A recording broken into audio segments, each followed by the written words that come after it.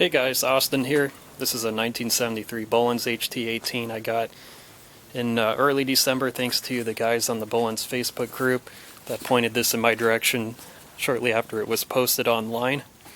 These don't come up for sale too often on the West Coast, especially here in Washington State, and there's a lot of interest on it. When I got there the next day, the seller said that he had 50 other people that were interested in it, and it was at a good price, and so I'm fortunate I was able to grab it and experiment with it, have it around a little bit. I'm looking forward to making some other little series of videos on it, particularly about the transmission, which is different, as the Sunstrand 15, which I haven't used before on a large frame, and I want to do another separate video on that, comparing it to the Eatons.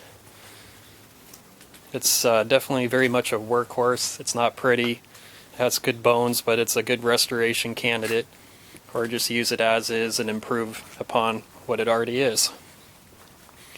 I'll go over some of the small things that I've done so far to it. I've added these 70-pound wheel weights I had. They came on my HDT. I believe they were made by Taylor Foundry. I googled the part number and that's kind of what came up. I added these new replacement throttle and choke lever knobs. The originals were all busted up. I got those from Rick. I added a battery hold down there. It didn't have one before. New headlights. Fixed up a little bit of the wiring. It had some janky connections and things. It's lost spark a couple times because of that. Oh, I added the trailer connection point down there. I don't know really why I did that, but probably just be removing that. I'd like to get a 3-point hitch for it to pull a plow. I don't know how long I'll keep it, but I'd like to have it around a little while.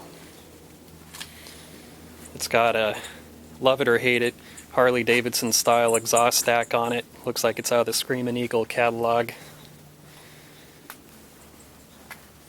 It's been worked on, a little bit. It's got this funny little hood knob thing that's pretty sharp on your hands, but it's used for pulling up the hood, I guess. They braced up the sides of the frame rails with these. I guess they felt they needed that on there for the loader or whatever. The mid-mount blade's pretty cool. I haven't used one before on a garden tractor, and it's fun to use on this. It's got a pin down there that you can pull out, and then it's got those other holes for different adjustments on the blade.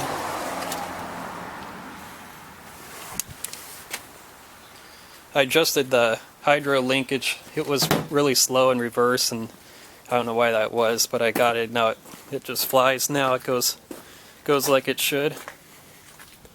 Loader works good. Could use all new hoses and stuff, but it works good.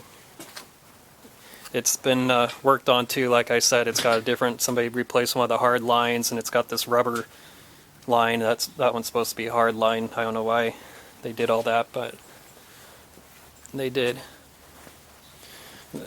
The engine is not original. It is a 482 out of an earlier 1886. The original, what I believe is the original engine, came with it, so it can be used for parts. It was the 250 first one built. HT18.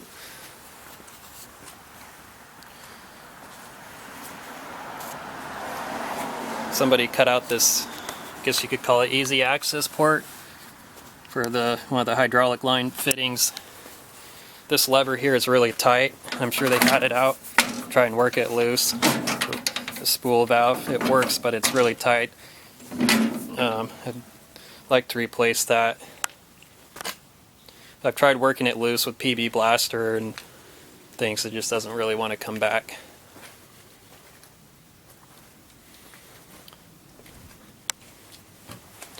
What else? It's got this chain for the hood stay, kind of interesting. That's not original.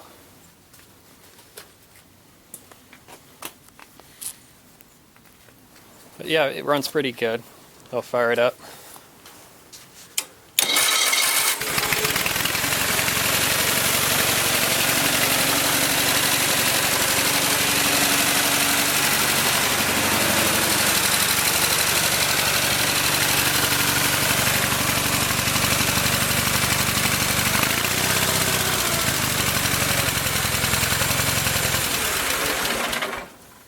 The old flat twin, it kind of reminds me of an old air-cooled Volkswagen engine.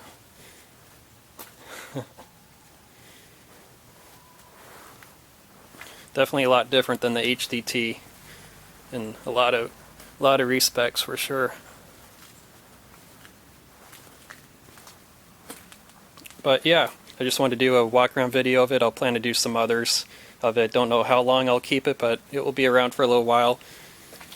Hope to get a 3-point hitch for it so I can use it more. I want to pull a plow with it and just experiment with it. Like I said, I haven't used the Sunstrand before, and I want to see what that's like compared to the Eaton 11 and 12 models that came in the other large frames.